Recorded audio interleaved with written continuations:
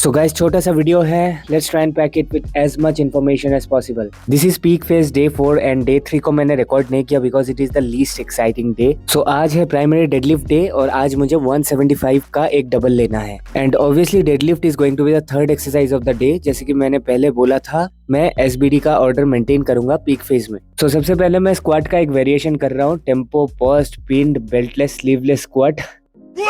Hugely self limiting variation जो कि मेरे बैलेंस और ब्रेसिंग से रिलेटेड इश्यूज को एड्रेस करता है. So I will work up to a single with 105 kg and that is the only thing I did for squats today.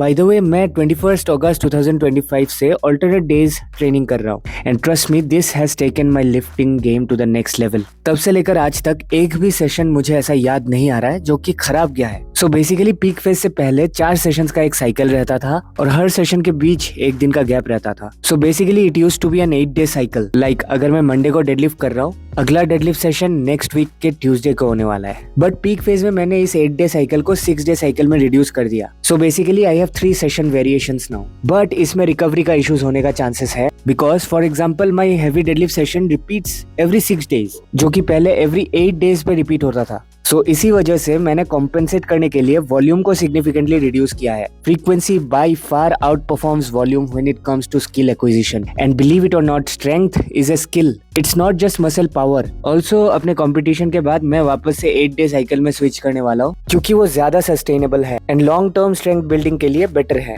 Peak phase is just about revealing the strength which you have built 3 to 4 weeks before your competition is good enough. By the way, जैसे कि आप देख सकते हैं, आज शुरुआत बहुत खराब रहा. डेडलिफ्ट स्टार्ट करने से पहले ही आज मेरे हाथ में प्लेट गिर गया. पता नहीं आज क्या हुआ. इट सीम्स एज इफ मैं प्लेट्स कैसे लगाते ये भूल गया. देखो कैसे स्ट्रगल कर रहा हूँ भाई.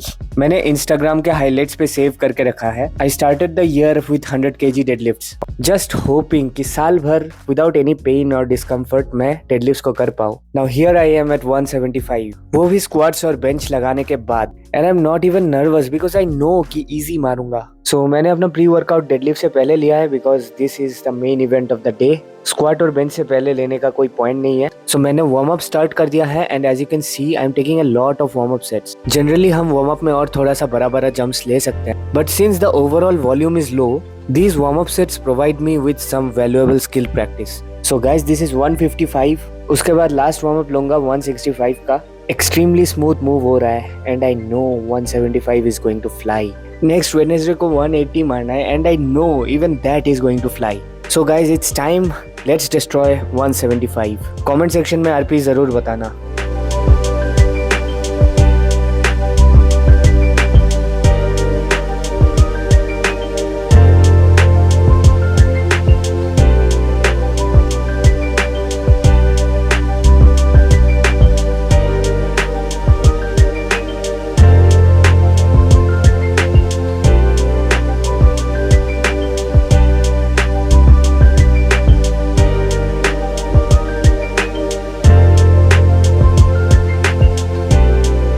नेक्स्ट मैं डेफिसिट स्टिफ लेग डेडलिफ्ट का एक सेट करने वाला हूँ 107.5 kgs for 5 reps. Generally power lifting peaking programs में आपको ये सब एक्सरसाइजेस देखने को नहीं मिलेंगे. It's more about the specific stuff, squat, bench press and deadlift. But जैसे कि मैंने अपने पिछले वीडियोस में बोला था, इस कंपटीशन के लिए I am not really at a competitive level. I need to get back to work right after the competition and start preparing for next year. So इसलिए मैं some of the most valuable exercises को 1 या 2 set के लिए peak phase में भी include कर रहा हूँ because I don't want to restart things after the competition. बहुत मुश्किल से मैंने इन एक्सरसाइजेस में कॉन्फिडेंस बिल्ड किया है and I don't want to lose the rhythm.